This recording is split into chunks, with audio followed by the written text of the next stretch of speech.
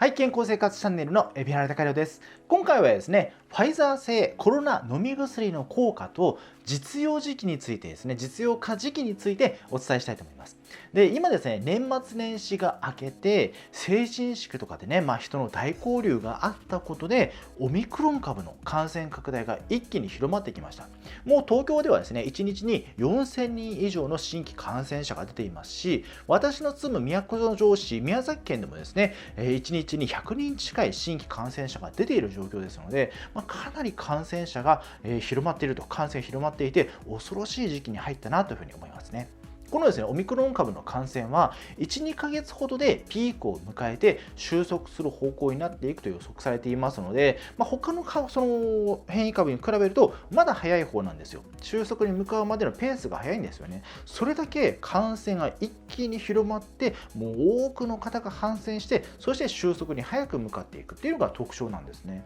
とはいえ、まだあと1、2ヶ月はかかるだろうというふうに予測されていますので、まだしばらくは新規感染者がもうどんどん増えていくというふうに思われています。で、オミクロン株はですね、重症化率が低いということが研究の結果から分かっているんですよ。そうなんですよね。今までのベータ株であるとかデルタ株に比べて重症化する割合は低いんですよ。しかしその代わりに感染力が非常に強いウイルスですので、今はですね、一気に感染が広まっていますよね。もうこの感染のスピードというのは今までの変異株に比べると、もう今までにないようなその増え方をしているじゃないですか。都城市の例をとってもですね、前日その12名ですね、感染者が出て、都城市でね、12名感染者が出て、うわ、12名来たなというふうに思ったらですね、その翌日には50名近くになって、もう一気にその爆発したんですよね。で、東京でも大阪でもですね、4000人超えたり3000人超えたりで、もうめちゃくちゃ増えてるんですよ。今までにない一気に感染爆発している。これがオミクロン株の特徴なんですよね。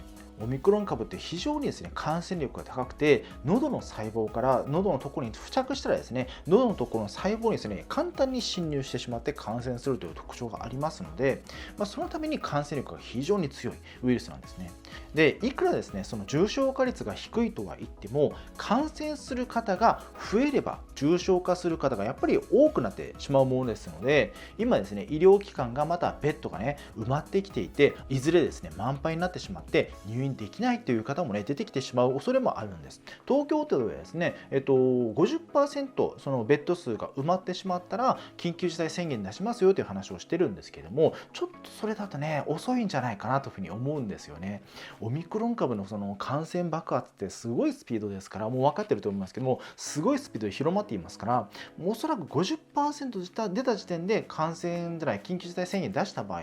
もう近いうちにですね、そのベッドが埋まってしまって、入院できる人がその入院できない人が出てくるんじゃないかなという恐れもあります。そしてそれだけですね、重症化する方がいらっしゃれば、入院するその方がね、いらっしゃれば、亡くなってしまう方も増えてしまうんですよね。ですから、いくらですね、重症化が低いとはいえ、重症化しないわけではないですので、恐ろしいところなんですよ。そこで希望となるニュースが飛び込んできたんですけども、それがファイザー社が新型コロナの重症化率を減らしてくれる飲み薬を開発して、日本でも使用できるように厚労省に申請したというニュースなんですね。そこで今回はこの新型コロナに対する飲み薬の効果と、実際に国内でいつから使えるのかという実用化時期についてお伝えします。オミクロン株の感染で重症化してしまわないか不安な方は安心できるための情報になりますので、ぜひ最後までご覧になってください。この健康生活チャンネルでは、健康美容ダイエットに役立つ食事や生活習慣の情報をお伝えしていますので、あなたやあなたの周りの方に今後ずっと役に立つ情報を身につけるために、今すぐ下の赤いボタンからチャンネル登録をお願いします。で、今まではですね、新型コロナに感染してしまった場合、新型コロナに効果のある薬ってない状態でしたから、高熱の状態であれば解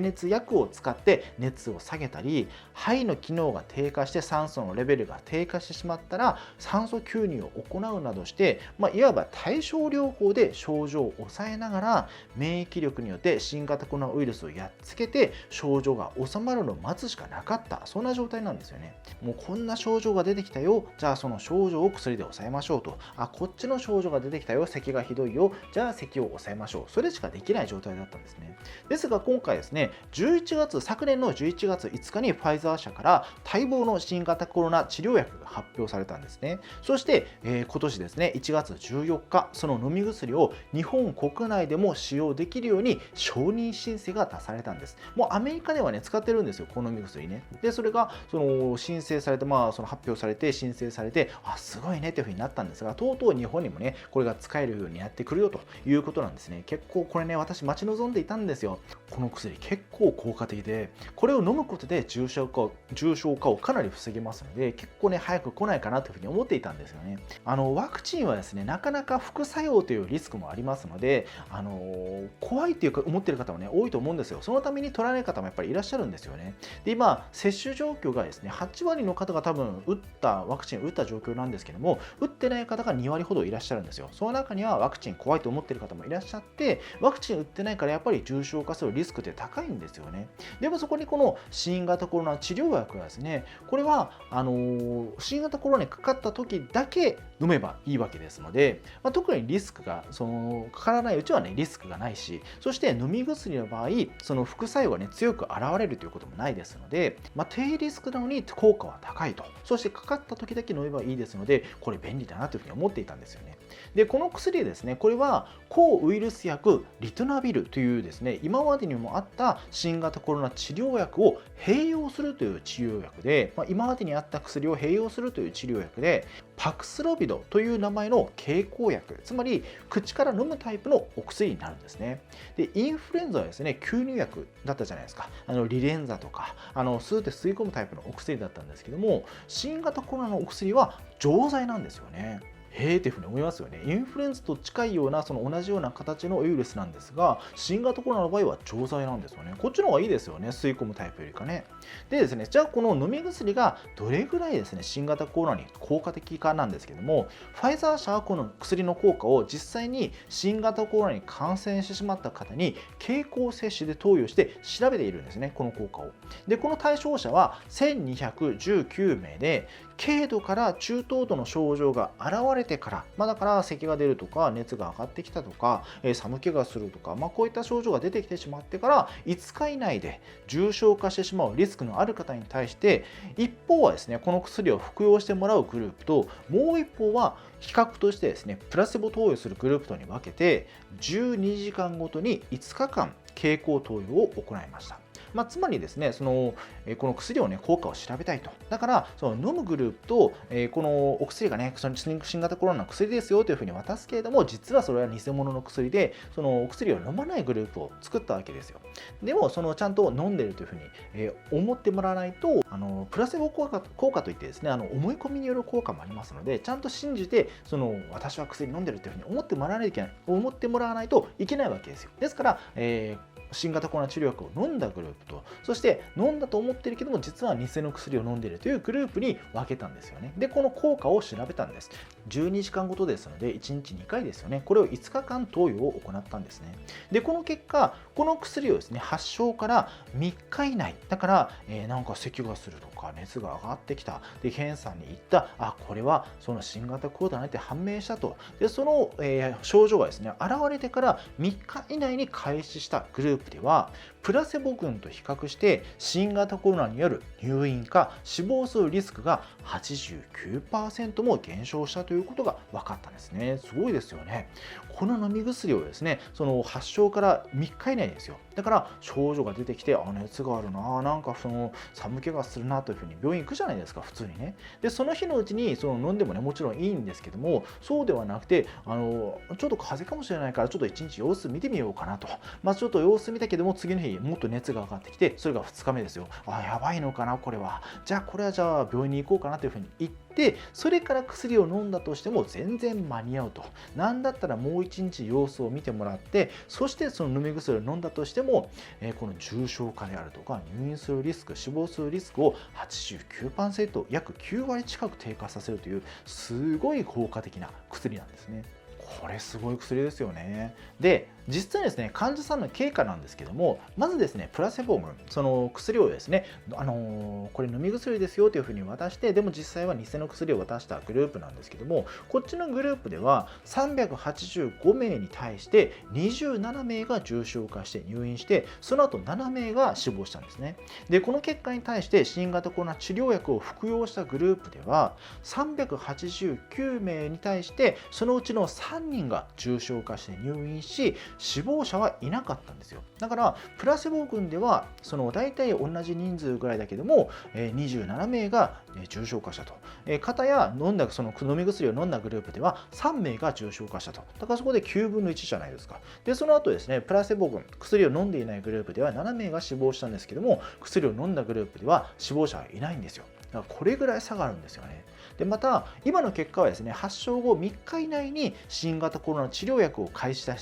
した方のデータなんですけども、発症後5日以内だから症状が出てですね、次の日、なんか症状まだ消えないなと、まだ熱も上がってきたかな、でもやっぱり様子見ようと。そして、その次の日、3日目ですよね。3日目になっても熱は上がってきた。でもまだ俺は病院は嫌だと。病院には帰りたくない。まだ様子見ますと。そしてその次の日、4日目、もう熱がどんどん上がってきてフラフラするけれども、まだ病院は行きたくないと。様子を見ますということで5日目。そして5日目にもうこれはもう我慢できないぜと。絶対これコロナだと。で、それで病院かかって、そして、飲み薬を飲んだ。そんな方の場合ですね、5日以内にその投薬を開始した方のデータというのもあるんですね。もうそこまでなるまで病院行こうよというふうに思うんですが、念のためですね、その5日までね、様子を見たという方のデータも取っているんですよ。で、この場合には、プラセボ群、その薬をですね、飲んでいないグループでは、612名ですね、対象者がいたうち、41名、約 6.7% に相当する方が入院して、その後10名が死亡したんですけども、これに対して新型コロナの治療薬を発症後5日以内に開始した方では、607名の対象者のうち6名、これは 0.01% に当たる人数なんですけども、これだけの方が入院して、そして死亡者はいなかったんですね。ですから5日以内に服用しても 88% の方の重症化であるとか死亡リスクを防いだということなんですよね。すごいですよね。5日以内ってもう症状結構進んでると思うんですけども、それまでに服用したとしても十分効果あると。88% って言ったらさっきのね、3日以内の 89% に比べて 1% しか変わっていないですので、もうとにかくですね、その発症したらこれ飲んでおけば、重症化はかなり防げるよと、死亡リスクがかなり防げるよという、そんなお薬なんですね。ですからこのデータを見るとですね、この新型コロナ治療薬はかなり効果があって、服用することで重症化を防げるし、死亡率も明らかに低下するということがわかると思います。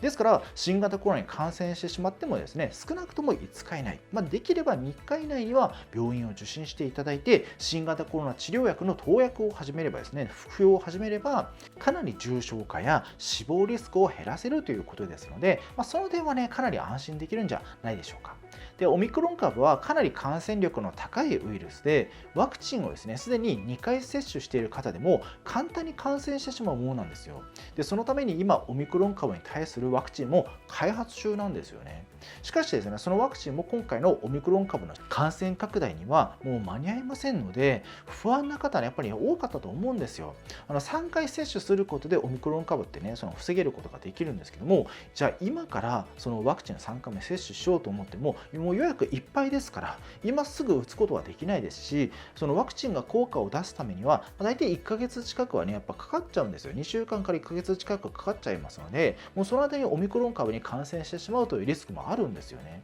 ですから、そのワクチンが間に合わないと、だから不安という方も多かったと思うんですよ。しかしですね、この、オミクロン株に感染してしまったとしても、このコロナのね、飲み薬さえあれば、89% は重症化を防げるということですので、最悪の場合は、最悪の事態は防げるんじゃないでしょうか。で、じゃあですね、このファイザー製の飲み薬、早くね、使えるようにしてくれよというふうに思うんですけども、実際にですね、日本国内でいつから使えるかなんですけども、まだですね、1月14日の時点で承認申請をですね、行ったばかりですので、今日、明日すぐ使えるというわけではないんですよね。で、これは有効性であるとか安全性を厚労省が審査をした上で、来月中には実用化を目指すということですので、2月の頭から中旬ぐらいにかけて、そのぐらいのの時期に使えるようになるんじゃないかなというふうに思いますね。ただですね、まだまだその数が足りていないんじゃないの、なくなるんじゃないのって不安になるかもしれませんが、日本政府はですね、ファイザー社から200万人分の新型コロナの飲み薬の供給を受けることで基本合意していますので、数はね、十分に足りそうかなというふうに思います。200万人分で言ったらですね、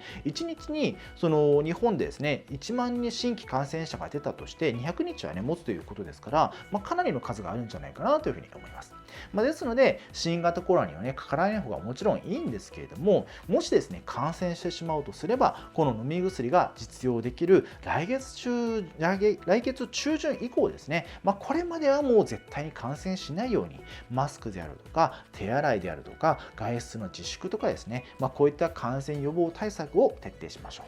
ということで今回はファイザー製コロナ飲み薬の効果と実用化時期についてお伝えしました。で、オミクロン株は非常に感染力の高いウイルスで、喉からね、細胞内に簡単に侵入して感染してしまうんですよね。で、いくら重症化が低いとはいえ、軽く考えずに感染対策は十分に行いましょう。で、私の別の動画ではですね、3回目新型コロナワクチン接種による副反応をですね、比較した研究についてお伝えした動画や、新型コロナオミクロン株は70倍のリスクという動画や、新型コロナオミクロン株を 85% 防ぐ3回目ワクチンの接種の効果などについて話した動画もありますので、次はこちらの動画を下の説明欄のリンクからご覧になってください。で、私の整体やサポート付きのファスティング、そして今回の内容のブログに興味を持っていただいたら、下の説明欄のリンクからご覧になってください。で、また今回の内容が少しでもためになったなというふうに思っていただけたら、チャンネル登録と高評価をお願いします。では次回の動画でお会いしましょう。バイバイ。